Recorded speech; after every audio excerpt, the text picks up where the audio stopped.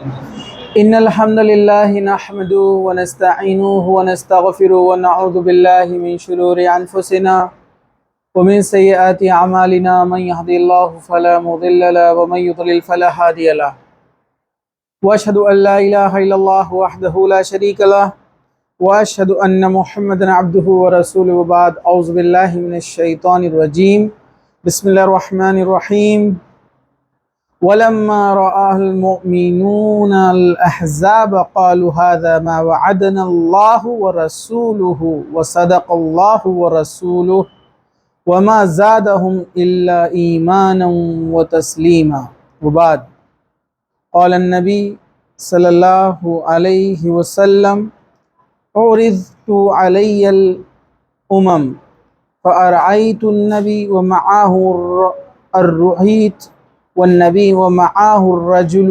والرجلان والنبي وليس معه أحد إذا رفع لي سواد عظيم فظننت أنهم أمتي فقيل لي هذا موسى وقومه ولكن أنظر إلى الأفق فانظرت فإذا سواد عظيم فقيل لي انظر إلى الأفق الآخر فإذا سواد عظيم فقيل لي هذه أمتك ومعهم 70,000 يدخلون الجنة بغير حساب ولا عذاب وبعد وقال النبي صلى الله عليه وسلم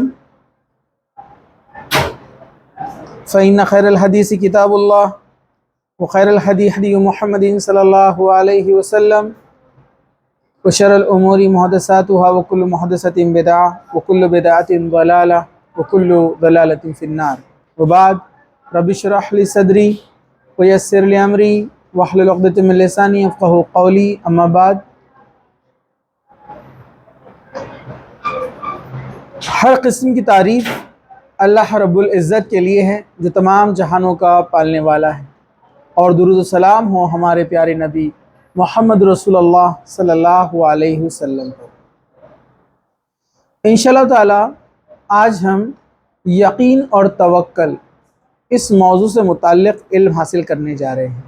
یقین اور توکل یعنی اللہ پر یقین اور اس پر بھروسہ اور توکل ایک مومن نے کرنا چاہیے، اور اس کی کیفیت کیسی ہو۔ انشاءاللہ تعالی یہ مختصر سا ایک درس آپ کے سامنے آج پیش ہوگا۔ چلیے، میں نے آپ کے سامنے سورہ احزاب کی آیت نمبر 22 کی تلاوت کی۔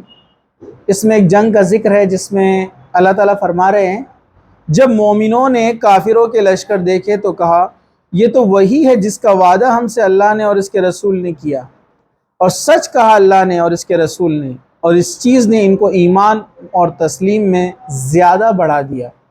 مطلب یہ جو ہے صحابہ کا آپس میں معاملہ تھا، جو باتیں تھی، اللہ تعالیٰ نے اس بات کو قرآن میں نقل کیا۔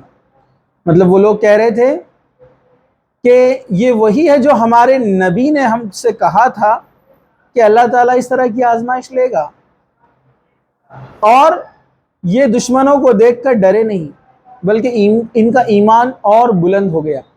مطلب یہ جانتے تھے یہ راہ حق ہے، اس میں لڑنا ہے، بے شک اس میں جان جا سکتی ہے۔ اب آپ بولیں گے اس میں یقین اور توکل کا کیسے سوال پیدا ہوتا ہے؟ اس جنگ میں تو انسان کی جان جاتی ہے، لیکن ان کو معلوم تھا کہ اس سے انسان شہادت بھی حاصل کرتا ہے، اللہ کا قرب حاصل کرتا ہے، قریبی اللہ کے نزدیک ہوتا ہے۔ اللہ تعالیٰ کے یہاں ایک مجاہد کا اجر بہت زیادہ ہے، سب سے زیادہ ہے۔ تو یہاں پر ان کا ایمان اس چیز کو دیکھ کر اور بلند ہو گیا۔ مطلب جو نبیوں کے ماننے والے لوگ ہوا کرتے تھے، یہ آزمائش، تکلیف، مصائب، جنگ، جدال، جہاد وغیرہ سے یہ پیچھے نہیں ہٹتے تھے، یہ لڑائی جھگڑا پسند نہیں کرتے تھے، لیکن جب اللہ تعالیٰ ایسی کوئی آزمائش ان کے لیے بھیجتا تو وہ اس کو ہنس کر قبول کرتے تھے۔ تو ان کا ایمان اور یقین اس سے اور بلند ہو گیا۔ اس سے ہمیں ایک پیغام ملتا ہے کہ ہماری سوچ کیسی ہو۔ ہم قرآن کو پڑھیں، اس میں دیکھیں نبیوں اور ان کے ماننے والوں کا رویہ کیسا تھا۔ جب اللہ تعالیٰ ان کو کسی چیز سے آزماتا، ان کا ٹیسٹ لیتا، تو وہ اس میں ایمان میں اپنے اور زیادہ بڑھ جاتے، اور ہم کیا کرتے ہیں؟ آ و بیکار، یعنی چیخ پکار، رونا دھونا شروع کر دیتے ہیں۔ کسی کے یہاں کوئی موت ہو جائے تو جب کہ آپ نے کہنا چاہیے، بے شک ہر ایک کو غم ہے۔ اللہ کے رسول صلی اللہ علیہ وسلم کے بیٹے ابراہیم کا انتقال ہوا بہت چھوٹی سی عمر میں، تو اللہ کے رسول صلی اللہ علیہ وسلم کی آنکھوں میں آنسو آ گئے، لیکن انہوں نے کیا کہا اپنے گھر والوں کو؟ صبر کرو، صبر کرنے کی تلقین دی۔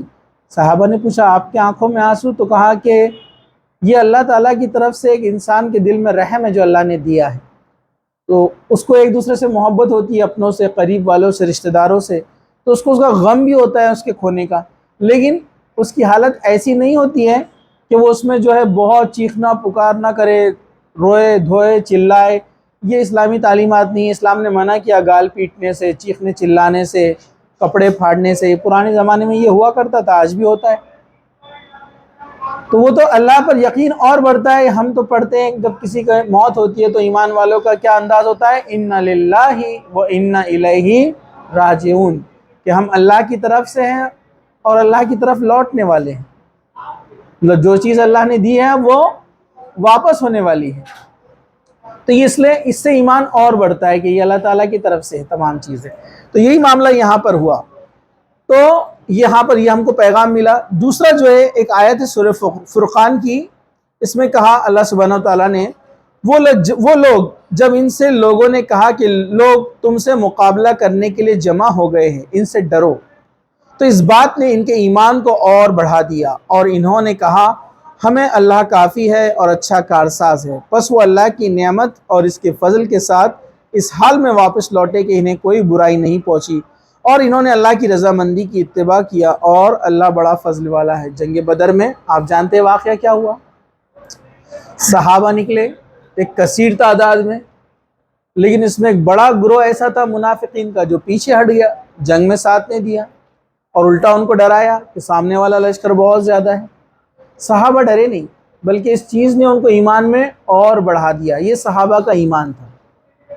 یقین، دیکھیے یقین اور توکل کا معاملہ 313 ہے، سامنے 1000 ہے۔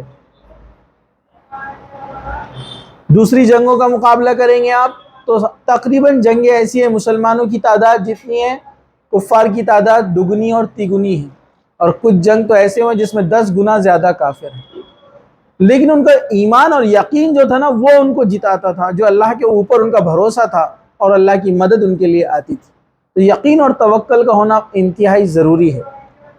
جنگ بدر کا معاملہ تو آپ کو کیسا تھا پتہ ہے؟ ان کا یقین اور توکل اللہ پر اتنا تھا کہ نبی نے کہا ہے تو لڑنا ہے اور اللہ فتح دے گا، ان کو یقین تھا۔ ایسا یقین تھا کہ بہت سارے صحابہ جنگ بدر کے بعد بیان کرتے ہیں کہ ہم تو جنگ بدر میں سو رہے تھے، مطلب اونگ آ رہی تھی، نیند آ رہی تھی، اور کیسے وہ جنگ جیتے آپ دیکھیے۔ ادھر کتنے 100 گھوڑ سوار ہیں، 200 گھوڑ سوار، اور ادھر 2 ہی گھوڑے ہیں۔ کفار کے پاس 100 اونٹ ہے، ادھر 1 اونٹ ہے۔ ایک سے ایک ہتھیار ہے، ادھر جو کچھ گھر میں موجود تھا ہتھیار لے کر آ گئے۔ کچھ لوگ تو لکڑیوں سے لڑ رہے تھے تلوار کے مقابلے میں۔ تو اللہ کی پر یقین اور توکل جب ہوتا ہے تو اللہ کی مدد بھی ویسی آتی ہے، یہ بات آپ یاد رکھیے، ٹھیک ہے؟ لیکن ایک بات آپ کو یاد رکھنا پڑے گی، اللہ کے رسول صلی اللہ علیہ وسلم نے اللہ پہ یقین کیا، توکل کیا، جنگ میں اترے، جہاد میں حصہ لیا، لیکن کیا ایسا آپ تصور کر سکتے کہ اللہ کے رسول اور صحابہ گھر پہ بیٹھ گئے مدینہ میں اور بولے اللہ پہ بھروسہ ہے، اللہ دیکھ لے گا؟ تو ہمیں یہ واقعہ کیا بتاتا ہے؟ اللہ کے رسول نے کوشش کی، جتنی ہو سکتی تھی، جتنے ہتھیار جمع ہو سکتے تھے کیے، جتنے سواریاں جمع ہو سکتی تھی کی۔ برابر ہے کہ نہیں ہے؟ کسی کو لڑنے کے لیے ہتھیار نہیں ہے، تلوار نہیں ہے، تو اس کو جھاڑ کی لکڑی توڑ کر اللہ کے رسول نے دے دی، تب اللہ کی مدد آئی۔ پھر اللہ کے رسول صلی اللہ علیہ وسلم صبح دعا کرتے ہیں، اے اللہ ہماری مدد فرما، اگر تو نے آج ہماری مدد نہ کی تو اس زمین پر تیرا نام لینے والا کوئی نہیں رہے گا۔ اللہ نے مدد کی۔ تو یاد رکھیے، کوشش، محنت، دعا، پھر اللہ کی مدد آتی ہے۔ اس جنگ میں فرشتے اترے، 1000 فرشتے اترے مدد کے لیے۔ ان کی مدد کے لیے اللہ نے اور فرشتے بھیجے، اور فرشتوں نے بھی لڑائی میں حصہ لیا۔ تو جب آپ کی کوشش ہوتی ہے، دعا ہوتی ہے، اللہ پر توکل اور یقین ہوتا ہے، تب آپ کی فتح ہوتی ہے۔ یہ معاملے صرف جنگ کے لیے ہم بات نہیں کر رہے، دنیا کے کسی بھی شعبے اور کسی بھی معاملے میں اگر آپ کو آگے بڑھنا ہے، کامیابی چاہیے، تو آپ کو 3 چیزیں اپنانا ہوں گی۔ کیا کیا ہے؟ کوشش جتنی ہو سکتی ہے، آپ کی جتنی طاقت ہے اتنی کوشش، دعا، اللہ پر یقین اور توکل۔ سمجھا آپ کو؟ تو کامیابی آپ کے نام رہے گی، چاہے کسی بھی معاملے میں ہو۔ تو یقین اور توکل صحابہ جیسا اگر ہو تو کامیابی بھی ویسی انشاءاللہ تعالی ہم کو مل سکتی ہے۔ چلیے سورہ طلاق آیت نمبر 3 اللہ تعالیٰ نے فرمایا، پہلے سورہ ال عمران آیت نمبر 109، فَإِذَا عَزَمْتَ فَتَوَكَّلْ عَلَى اللَّهِ۔ کیا فرمایا اللہ سبحانہ وتعالیٰ نے؟ اور جب تم کسی چیز کا ارادہ کرو، مطلب عزم لے لو کہ کوئی چیز کرنا ہے، تو اس پر جم جاؤ۔ کیا فرمایا؟ فَإِذَا عَزَمْتَ فَتَوَكَّلْ عَلَى اللَّهِ۔ جب کسی چیز کا عزم کرو تو اللہ پر کیا کرو؟ توکل کر لو، اللہ پہ بھروسہ کر لو۔ مطلب آپ نے کسی چیز کا فیصلہ کیا، رائے مشورہ کیا، اور رائے مشورہ کرنے کے بعد آپ اس پر کیا ہو جانا چاہیے؟ جم جانا چاہیے، اور اللہ کی مدد کا انتظار کرنا چاہیے۔ ٹھیک ہے؟ تو اللہ کے رسول صلی اللہ علیہ وسلم کو اللہ تعالیٰ کیا حکم دے رہا ہے؟ جب آپ کوئی چیز کے بارے میں عزم کر لے، اور اللہ کے رسول صلی اللہ علیہ وسلم کوئی چیز کا عزم کیسے کرتے تھے؟ کوئی ڈیسیجن کا، پہلے صحابہ جو ہونہار صحابہ ہے، تقوی کے اعتبار سے بھی جو بہت بلند ہے، اور جن کا علم بھی ہے، جس فیلڈ کے ماہر ہیں، ان فیلڈ کے ماہر کو اللہ کے رسول صلی اللہ علیہ وسلم بلاتے، ان سے رائے مشورہ لیتے، رائے مشورہ لینے کے بعد کسی ایک بات پر جو ہے کیا ہوتا؟ مشورے کا اختتام ہوتا، یعنی ڈیسیجن لیا جاتا۔ پھر اس ڈیسیجن کو اللہ کے رسول جب لے لیتے تو اس سے پیچھے نہیں ہٹتے تھے۔ جیسے ایک واقعہ ہوا جنگ احد کے وقت، جنگ احد میں مشورہ لیا گیا کہ دشمن کی تعداد بہت زیادہ ہے، تو لڑائی کیا مدینے کے باہر نکل کر کی جائے یا مدینے میں رہ کر ڈیفینڈ کیا جائے؟ کچھ نے کہا مدینے میں رہ کر ڈیفینڈ کریں گے، لیکن زیادہ تر نے کہا کہ نہیں، ہم باہر جا کے لڑیں گے۔ تو اللہ کے رسول نے کہا ٹھیک ہے، ڈیسیجن فائنل۔ پوری جنگ کی تیاری ہو گئی، صبح آ کر پھر کچھ لوگ بولتے ہیں کہ نہیں، ہم اندر رہ کر ڈیفینڈ کریں گے۔ اللہ کے رسول نے فرمایا کہ نہیں، ایک بار جو فیصلہ ہو گیا ڈیسیجن، اب اس کو قائم رکھنا ہے، اور وہ کیا گیا۔ ٹھیک ہے؟ تو یہ اللہ کی طرف سے، پھر اس کے بعد اس میں اللہ تعالیٰ کی حکمت ہوتی ہے بعد میں جو کچھ ہونے والا ہے۔ تو ایک بات کا آپ عزم کر لیں تو اللہ پر توکل کر لیں، لیکن جو عزم کریں گے آپ، وہ گناہ کا عزم نہیں ہونا چاہیے، غلط چیز کا عزم نہیں ہونا چاہیے۔ آپ ضد پر اڑ گئے اور اس کو بول رہے عزم کر لیا ہم نے کہ اب اس سے بات نہیں کریں گے، فلاں کام نہیں کریں گے، فلاں سے نہیں ملیں گے، تو اس میں اللہ کی مدد نہیں ہوتی۔ یاد رکھیے، آپ اچھے کام کے لیے اگر آپ نے کوئی ارادہ کر لیا، عزم کر لیا، تو اب اللہ کی مدد آپ کے ساتھ ہوتی ہے۔ چلیے سورہ طلاق کی آیت نمبر 3، پہلے جو سورہ ال عمران کی تھی، اب سورہ طلاق کی آیت نمبر 3 اللہ تعالیٰ نے کیا فرمایا؟ وَمَن يَتَوَكَّلْ عَلَى اللَّهِ فَهُوَ حَسْبُهُ۔ کیا فرمایا؟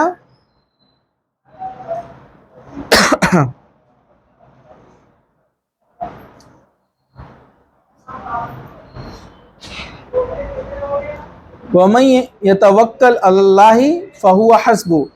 بس جو اللہ پر یقین کرتا ہے، توکل کرتا ہے، اللہ اس کے لیے کافی ہو جاتا ہے۔ جو اللہ پر یقین کرتا ہے، توکل کرتا ہے، اللہ سبحانہ وتعالیٰ اس کے لیے کافی ہو جاتا ہے۔ یہ بات بہت اہم ہے۔ جس نے اللہ پر کامل بھروسہ کیا، تو اب اللہ تعالیٰ کہتا ہے کہ مطلب بندے نے مجھ پر بھروسہ کیا ہے، تو اللہ تعالیٰ آپ کو اس کام کے انجام تک پہنچائے گا، لیکن اس میں آپ کو صبر ضرور کرنا ہے۔ یہ بات آپ یاد رکھیے، ٹھیک ہے؟ آپ دیکھیے یوسف علیہ السلام اللہ پہ بھروسہ کیا، یعقوب علیہ السلام اللہ پر بھروسہ کیا کہ اللہ اولاد کو ضائع نہیں کرے گا، یقین تھا اللہ کی ذات پر، کیونکہ خواب بتایا تھا یوسف علیہ السلام نے کہ ان کو نبوت کی بشارت ملنے والی ہے۔ تو حضرت یعقوب کو بھی اللہ پہ بھروسہ، حضرت یوسف کو بھی اللہ پہ بھروسہ۔ حضرت یعقوب کہتے ہیں کہ بس میں تو اب صبر کروں گا۔ معلوم ہے بچوں نے چال بازیاں چلی ہے نا، بھائی کو قتل کرنے کی کوشش کی ہے، لیکن حضرت یعقوب کیا کہتے ہیں؟ میں تو بس اللہ پر بھروسہ کرتا ہوں اور صبر کرتا ہوں۔ صبر کیا انہوں نے۔ دیکھیے کتنا مشکلات سے گزرے یوسف علیہ السلام، کنویں میں ڈال دیے گئے، قیدی بنا دیے گئے، غلام بنا دیے گئے، پھر قید میں گئے، پھر بعد میں اللہ تعالیٰ آپ کو حکمرانی دیتا ہے، بادشاہ بن جاتے ہیں۔ تو اللہ پر بھروسہ ہونا چاہیے، یہ بہت اہم چیز ہے۔ جو اللہ پہ بھروسہ رکھتا ہے اللہ اس کا اینڈ بہت اچھا کرتا ہے۔ بیچ میں تکلیف آتی ہے لیکن یہ تکلیفیں بھی اس کے لیے اجر کا ذریعہ بنتی ہے، وہ جتنے تکلیفوں سے گزرے گا اللہ تعالیٰ اس کو اتنا اجر عطا کرتا ہے، لیکن اس کا یقین اور توکل ٹوٹنا نہیں چاہیے۔ تو ڈیفینیٹلی دنیا میں بھی اور آخرت میں بھی اس کا اینڈ جو ہے بیسٹ ہوتا ہے۔ ٹھیک ہے، چلیے ہم آگے بڑھتے ہیں۔ اب یہاں پر جو ہے ایک حدیث ہے، حضرت ابن عباس رضی اللہ عنہ سے روایت ہے کہ رسول اکرم صلی اللہ علیہ وسلم نے فرمایا، مجھ پر بطور کشف و مشاہدے کے امتیں پیش کی گئی۔ اللہ کے رسول کو بہت ساری غیب کی چیزیں جو بعد میں ہونے والی ہے آپ کو بتا دی گئی غیب کے ذریعے سے۔ یہ نبیوں کے لیے خاص عمل ہوتا ہے۔ ٹھیک ہے، نبیوں کو اللہ سبحانہ وتعالیٰ وہ چیزیں بتاتا ہے جو عام لوگوں کے علم میں نہیں ہوتی ہیں۔ ٹھیک ہے، نبیوں کا مقام الگ ہے، مرتبہ الگ ہے، اللہ کے نزدیک ان کا مقام الگ ہے۔ اللہ تعالیٰ ان کو وہ چیزیں ظاہر کرتا ہے جس سے ان کا یقین اور پختہ اور مضبوط ہوتا ہے۔ ٹھیک ہے، تو کہا کہ میرے سامنے امتیں پیش کی گئی یعنی دکھلائی گئی، تو میں نے دیکھا ایک نبی ہے، اس کے ساتھ چند آدمی ہیں، اور ایک نبی ہے ان کے ساتھ صرف ایک دو آدمی ہیں، اور ایک نبی ہے ان کے ساتھ کوئی بھی نہیں ہے۔ اتنے میں اچانک بڑا گروہ آیا، مطلب دیکھا قیامت کا منظر ہے، ایک نبی آ رہے ہیں جن کے ساتھ ایک ہی فالوور ہے، ایک کے ساتھ دو فالوور ہیں ایمان والے، ایک کے ساتھ تین ہیں، اور ایک کے ساتھ کوئی بھی نہیں ہے۔ مطلب ایسی بھی نبیاں گزرے جنہوں نے کام کیا دین کا لیکن لوگوں ایمان نہیں لائے، لیکن اللہ کے نزدیک تو نبی تو سب ایک برابر ہے، سب نے کام کیا، اللہ کے حکم کی پابندی کی۔ پھر کہا کہ میں نے ایک نبی کو دیکھا جس کے ساتھ بہت بڑی امت ہے، میرا گمان ہوا کہ میری امت ہے، لیکن مجھے بتلایا گیا یہ موسیٰ علیہ السلام اور ان کی قوم بنی اسرائیل ہے، مطلب اس میں بھی کافی لوگ ایمان لے آئے تھے، لیکن ٹھیک ہے میری امت، لیکن بتلایا گیا کہ نبی موسیٰ علیہ السلام اور ان کی قوم ہے۔ لیکن دوسرے کنارے کی طرف میں نے دیکھا تو ایک بڑا گروہ تھا، مجھ سے کہا گیا یہ تمہاری امت ہے، اور ان کے ساتھ 70,000 ایسے آدمی ہیں جو جنت میں بغیر حساب کتاب کے داخل ہو جائیں گے اور بغیر عذاب کے داخل ہوں گے۔ کہا کہ میری جو امت بتائی گئی مسلمانوں کی اللہ کے رسول صلی اللہ علیہ وسلم کو بہت بڑی تھی، بہت زیادہ، اور اس میں سے 70,000 ایسے ہیں بتایا گیا کہ بغیر حساب کتاب کے جنت میں جائیں گے۔ اب آپ بولیں گے 1.25 لاکھ تو صحابہ ہی ہے، تو یہ 70,000 کون ہے؟ مطلب باقی لوگوں سے حساب ہوگا؟ ہاں باقی لوگوں سے حساب ہوگا، لیکن ہوگا کہ حساب ہونے کے بعد جنت میں جائیں گے ڈائریکٹ انشاءاللہ، بہت سارے لوگ، عذاب نہیں ملے گا، لیکن کچھ لوگ ایسے ہوں گے ان سے حساب کتاب بھی نہیں ہے، نو اکاؤنٹ، حساب ہی نہیں ہے۔ کتنے خوش نصیب لوگ ہوں گے نا۔ اب جو لوگ جنت میں جانے والے بھی ہے ڈائریکٹ لیکن حساب دینا ہے، وہ اس وقت جو گھبراہٹ رہیں گی، حساب جب دینا ہے تو گناہ کتنے کیے، کیا کیے، کب کیے، سب مال کہاں سے لائے، کہاں خرچ کیے، سب۔ لیکن اس ماحول میں 70,000 لوگ ایک دم ریلیکس، ان کو حساب ہی نہیں ہے، ڈائریکٹ انٹری، آتے ہی جاؤ جنت میں۔ تو وہ جو ہے بغیر حساب جو ہے جنت میں داخل ہو جائیں گے۔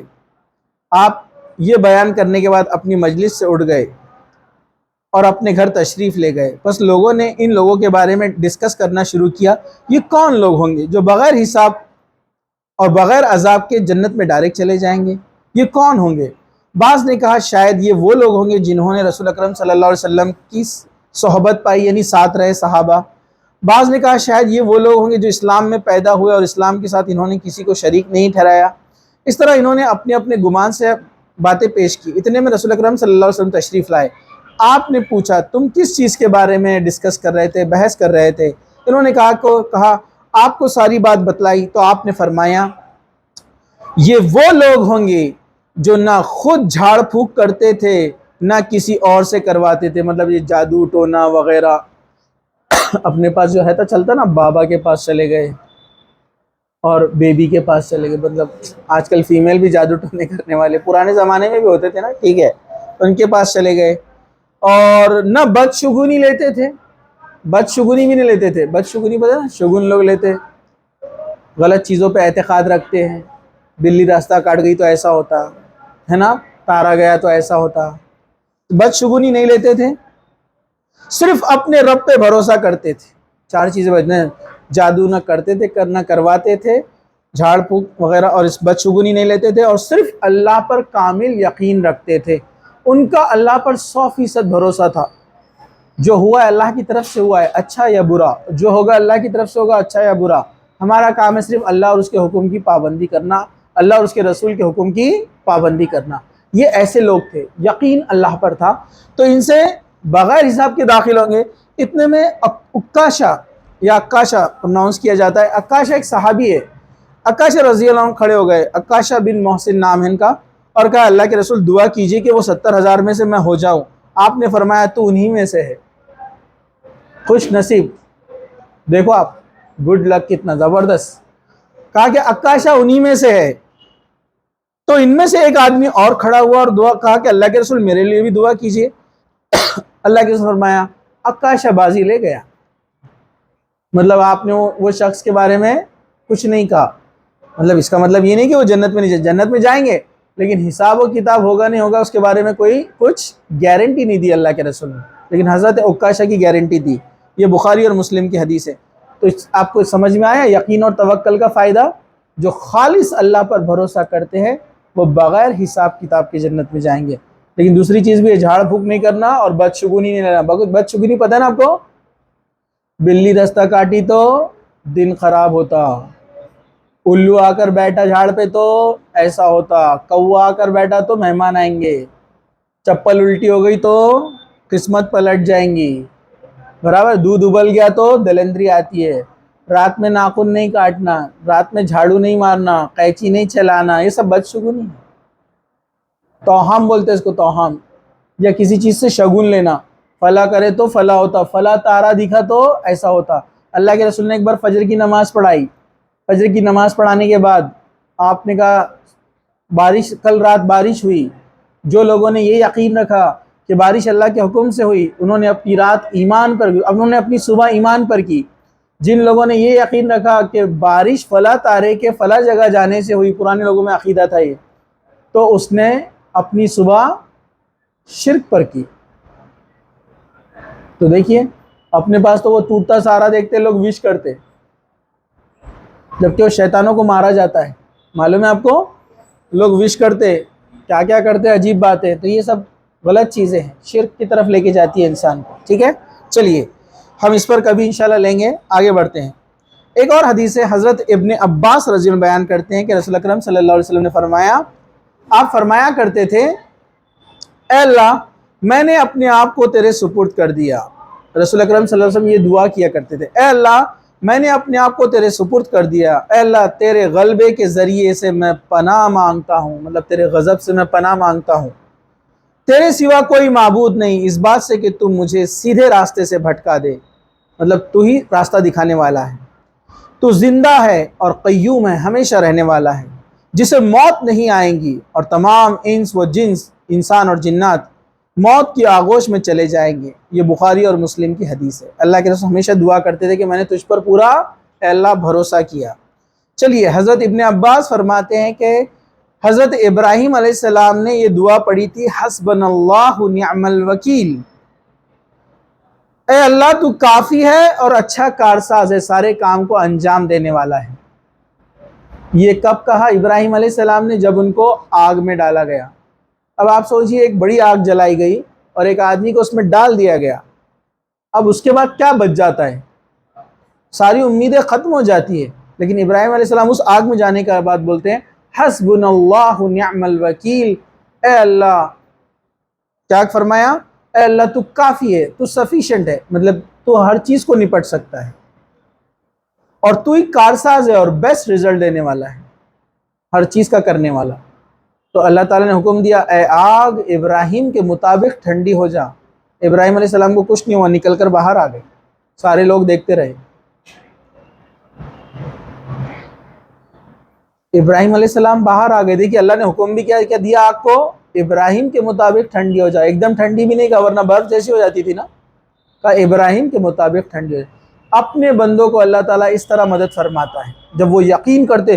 ابراہیم علیہ السلام نے پورے یقین کے ساتھ کہا حسبنا اللہ نعم الوکیل, آپ بولیں گے یہ تو نبی تھے. اب ایک دیکھیے ایک شخص جن کے ساتھ ایسا واقعہ ہوا, ایک شخص سے ایمان لائے تھے, ان کا نام تھا مسلم, ان کا نام مسلم تھا, مسلم نام بھی ہوتا ہے.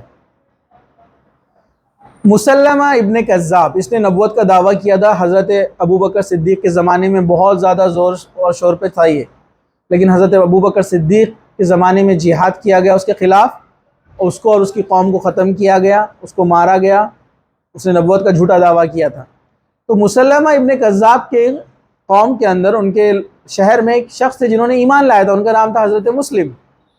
اور حضرت مسلم نے جب ایمان لائے تو مسلمہ نے کہا تھا تم نے محمد صلی اللہ علیہ وسلم پر ایمان لائے, اس ایمان سے پھر جاؤ, مجھ پر ایمان لاؤ, میں نبی ہوں. تو حضرت مسلم نے کہا تھا کہ حضرت مسلم نے کہا کہ نہیں تو جھوٹا ہے. تو اس نے غصے میں آ کر ایک آگ جلائی, اس میں حضرت مسلم کو ڈال دیا.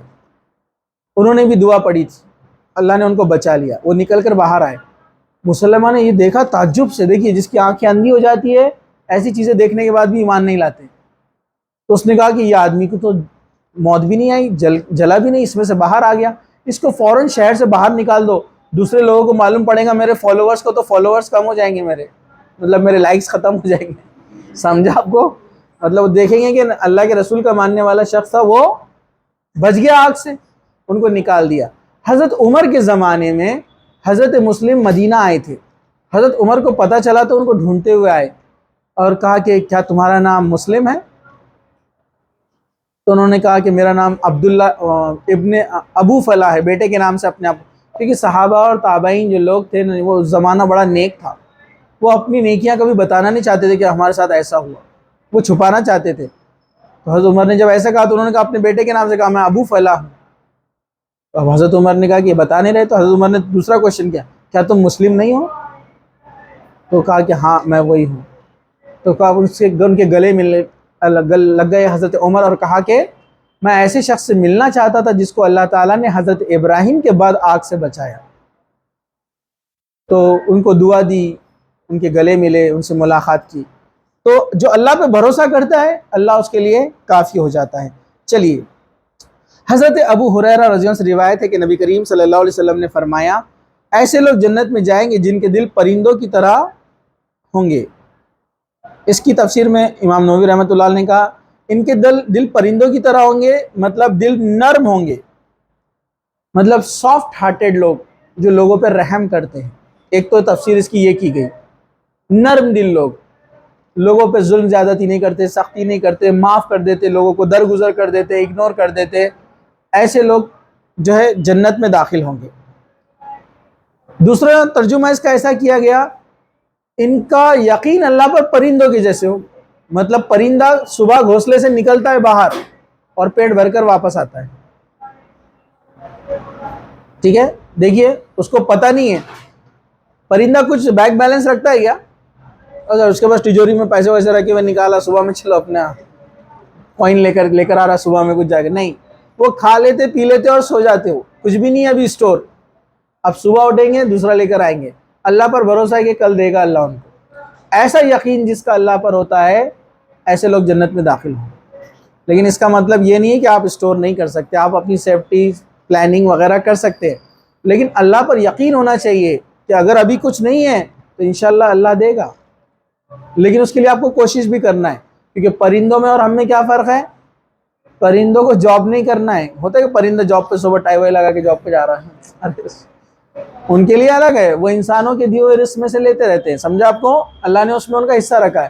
لیکن انسان کے لیے ایک پلس چیز کیا ہے, اللہ پہ یقین کے ساتھ ساتھ کوشش. پہلا واقعہ معلوم ہے نا, اللہ کے رسول جنگ کی تیاری کیے اور اس کے بعد اللہ پہ بھروسہ کیا, برابر ہے کہ نہیں ہے؟ تو ویسے ہی آپ کو دنیا کے معاملے میں بھی بھاگ دوڑ کرنا ہے رزق کمانے کے لیے, اور پھر اللہ پہ یقین کرنا ہے کہ جو بھاگ دوڑ میں نے کی ہے حلال ذریعے سے, اللہ اس سے میری مدد کرے گا, اور جتنی ضرورت ہے اللہ اتنا مجھے ضرور دے گا. ٹھیک ہے, چلیے. حضرت جابر رضی اللہ عنہ سے روایت ہے کہ وہ رسول اکرم صلی اللہ علیہ وسلم کے ساتھ نجد کی طرف جہاد کے لیے گئے. جب رسول اکرم صلی اللہ علیہ وسلم واپس ہوئے تو یہ بھی ان کے ساتھ واپس آ گئے. راستے میں صحابہ کرام کو گھنے خاردار درختوں کی ایک وادی میں دوپہر کی نیند نے آ گھیرا, مطلب نیند آ گئی, تھک گئے. تو سب لوگ اپنی اپنی جگہ جا کر سو گئے, سب الگ الگ ہو گئے. جہاں چھاؤں ملتی تھی جھاڑ کی, وہاں ریگستانی علاقہ ہے, پتہ ہے نا آپ کو, بہت مشکل سے چھاؤں ملتی. سب الگ الگ ہو گئے۔ اللہ کے رسول نے بھی ایک سایہ دیکھا اور وہاں پر لیٹ گئے، اپنی تلوار کو لٹکا دیا۔ ایک دشمن آیا چپکے سے اور تلوار لے لیا، اور اللہ کے رسول کی آنکھ کھلی تو اس نے اللہ کے رسول کے گردن پہ تلوار رکھ دی اور کہا کہ بتاؤ تم کو اب مجھ سے کون بچائے گا؟ اللہ کے رسول کا اللہ پر یقین دیکھیے، آپ نے ایک دم ریلیکس ہو کر کہا اللہ بچائے گا۔ 3 بار یہی کہا، تیسری بار جیسے ہی کہا اس کا ہاتھ تھر تھرانے لگا اور تلوار چھوٹ گئی۔ اللہ کے رسول نے تلوار اٹھائی اور کہا کہ اب بتا مجھ سے تجھے کون بچائے گا؟ تو وہ بولا کہ آپ بہترین تلوار پکڑنے والے ہیں، اب میرا فیصلہ آپ کے ہاتھ میں ہے۔ تو اللہ کے رسول صلی اللہ علیہ وسلم نے اس شخص کو معاف کر دیا، جانے دیا۔ وہ چلاتا ہوا گیا اپنی قوم کے پاس کہ میں ایسے آدمی سے ملا ہوں جس کے اخلاق سب سے اچھے ہیں، یہ آدمی مجھے سب سے پہلے ناپسند تھا، دنیا میں سب سے ناپسند چہرہ اس کا تھا، آج کے بعد سب سے پسندیدہ چہرہ میرے لیے وہی ہے، اور وہ شخص مسلمان ہو گیا۔ تو اللہ پر یقین دیکھیے اللہ کے رسول صلی اللہ علیہ وسلم کا کیسا تھا کہ آپ نے جو ہے ذرا بنا ڈرے اور جھجکے کہا کہ اللہ بچائے گا۔ حضرت عمر رضی اللہ عنہ سے روایت ہے کہ میں نے سنا کہ رسول اکرم صلی اللہ علیہ وسلم فرماتے تھے اگر تم اللہ پر اس طرح توکل کرو جیسا کہ اس پر توکل کرنے کا حق ہے تو وہ تمہیں اس طرح سے روزی دے گا جیسے وہ پرندوں کو روزی دیتا ہے، وہ صبح بھوکے نکلتے ہیں اور شام کو پیٹ بھر کر واپس آتے ہیں۔ کہا کہ تم پرندوں جیسا اللہ پر بھروسہ کرو گے نا، اللہ تم کو ویسے ہی رزق عطا فرمائے گا۔ لیکن ہمارے ساتھ ایک چیز کیا جڑی ہوئی ہے؟ کوشش، یاد ہے نا آپ کو؟ تو یہ فرق آپ نے تھوڑا سا سمجھنا چاہیے۔ حضرت ابو عمارہ برا بن عازب رضی اللہ عنہ سے روایت ہے کہ رسول اکرم صلی اللہ علیہ وسلم فرمایا اے فلاں جب تم اپنے بستر کی طرف جاؤ تو لیٹتے وقت کہو اے اللہ میں نے اپنا نفس تیرے سپرد کر دیا اور اپنا چہرہ تیری طرف متوجہ کر لیا اور اپنا معاملہ تجھ پر سونپ دیا اور اپنی پیٹھ تیری طرف لگا لی، تیری طرف رغبت کرتے ہوئے اور ڈرتے ہوئے، تیری گرفت کے مقابلے میں تیرے سوا کوئی جائے پناہ نہیں اور مقام نجات نہیں۔ میں تیری اس کتاب پر ایمان لایا ہوں جو تو نے نازل فرمائی، اس پیغمبر کو مانا جسے تو نے بھیجا ہے۔ آپ نے فرمایا پس اگر تجھے تیری اس رات میں موت آ گئی تو تجھے فطرت اسلام پر موت آئیں گی، اور تو صبح کی یعنی موت نہ آئے صبح کو اٹھ جائے تو تو بھلائیوں کو پہنچے گا، یعنی تیرے لیے بہت سارے سکسیس رہیں گے، بھلائیاں۔ یہ دعا بہترین دعا ہے، میں انشاءاللہ آپ کو واٹس ایپ پہ سینڈ کر دوں گا دعا، آپ اس کو پڑھا کیجئے، یاد بھی ہو جائیں گی روزانہ پڑھیں گے تو ٹھیک ہے۔ چلیے تو یہ چند چیزیں تھی۔ ایک اور حدیث ہے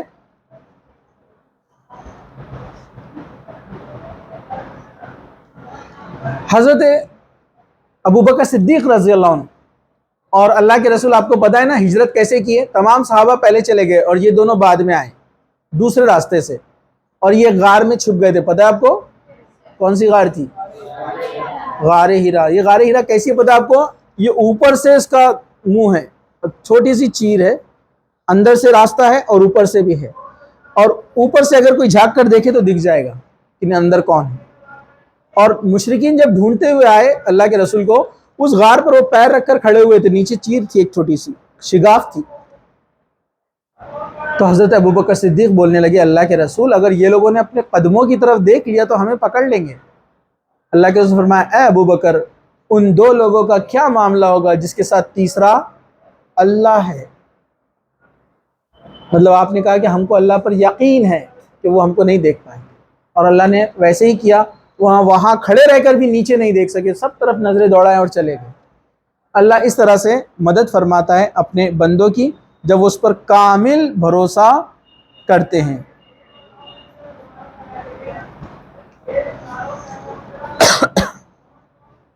تو یہ چند چیزیں تھیں جو میں نے آپ کے سامنے رکھی۔ اللہ تعالیٰ سے دعا ہے کہ اللہ سبحانہ و تعالیٰ بھی ہمیں اس پر کامل یقین اور بھروسہ کرنے والا بنائے۔ اللہ سبحانہ و تعالیٰ جب تک ہمیں زندہ رکھے، اسلام پر زندہ رکھے، خاتمہ ایمان پر ہو۔ وآخر دعوانا الحمد للہ رب العالمین۔ سبحان ربک رب العزت عما یصفون وسلام علی المرسلین والحمد للہ رب العالمین۔